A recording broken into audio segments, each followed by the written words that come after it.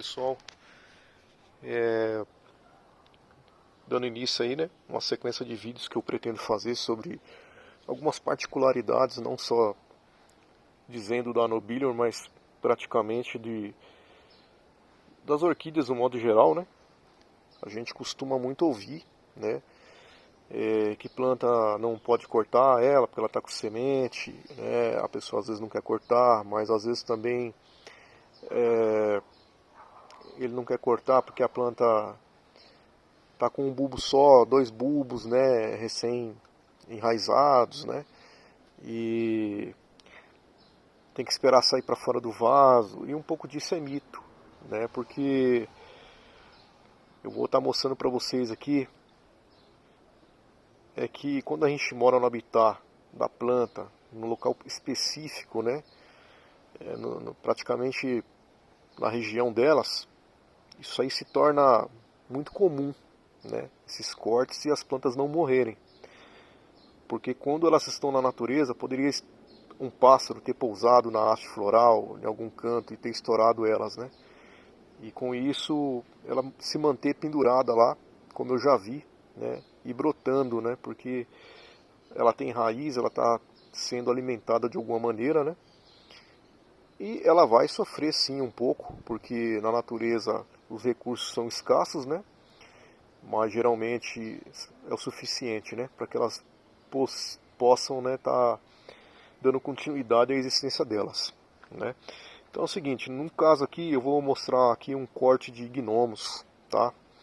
Do qual eu precisei cortar porque a planta estava grande e esse corte todos eles estão brotando, tá? E segurando cápsula, inclusive, né? E por um descuido meu eu acabei cortando as duas, tava muito muqueada uma em cima da outra e eu acabei cortando e aí um por descuido e o outro por opção mesmo, né? Uma cápsula, né? A planta está segurando cápsula, tá? Essa planta já enraizou, tá? As raízes que estão lá para baixo já percebi que elas brotaram, tá? Eu tenho aqui também o outro corte que está segurando cápsula apenas com um bulbo, né? Que começou a soltar a raiz agora e ainda vem vindo com um broto, né? Então é isso daí. Às vezes a pessoa fala, eu não, eu troco, mas eu não, daqui tantos anos, porque eu não quero cortar minha planta, só tenho 5 bulbos dela, tem que esperar nascer mais um, né? Olha aqui, ó, planta brotando dos dois lados, né? Mesmo caso essa aqui, que já saiu esse, já está saindo aquele, né? Esses brotos também, né? O enraizamento, né? Está sendo um enraizamento que vem brotando numa sequência de diversas frentes, né? E por que eu estou mostrando isso, pessoal? Né? Essas plantas minhas são cultivadas em pedra, né? Eu estou no habitat das nobilios, né? Das nobilios aqui do estado do Mato Grosso do Sul. Então, a gente está no habitat, né? Também a gente não pode cobrar isso da pessoa que não está no habitat, né? Porque de repente na região dela, se ela corta uma planta fora de época, ou uma planta de alguma maneira não tenha o clima adequado, ela pode sofrer sim, ela pode vir a falência, né?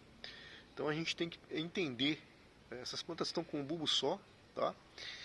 E essa aqui nasceu essa frente, tá? Ela soltando raiz e mais dois brotos, um de cada lado, né?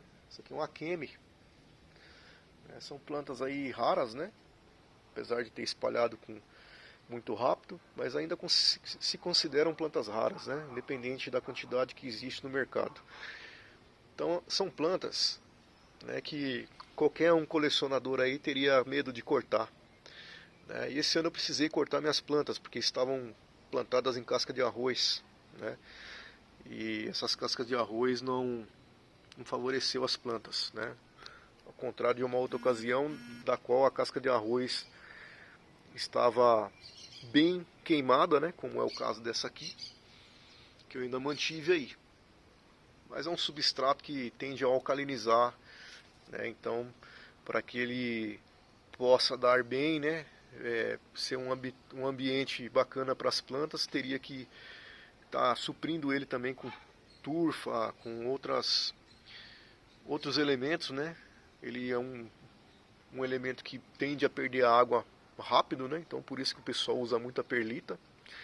E a turfa para que equilibre esse pH, né? Que a turfa tem um pH aí de 3 e pouquinho, né?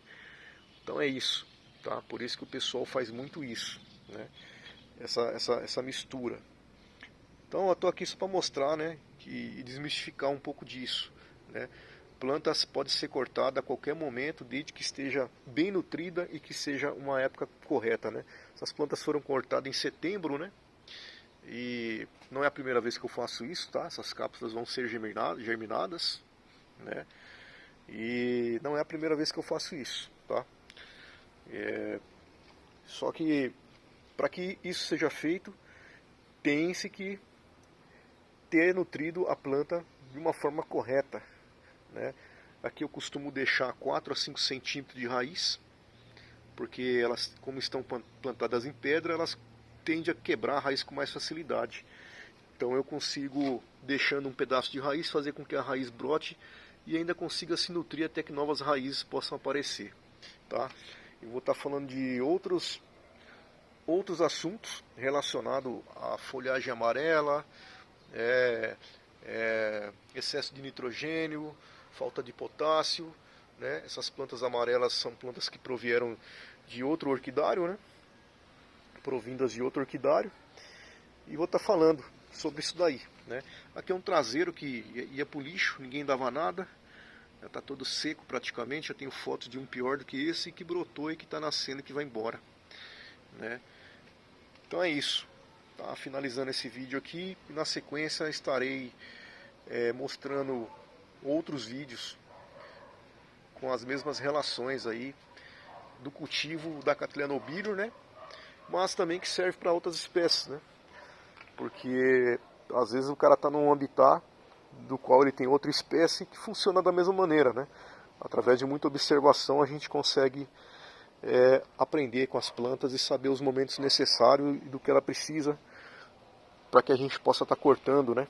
Fazendo os cortes necessários na planta e produzindo novas mudas aí. Um abraço.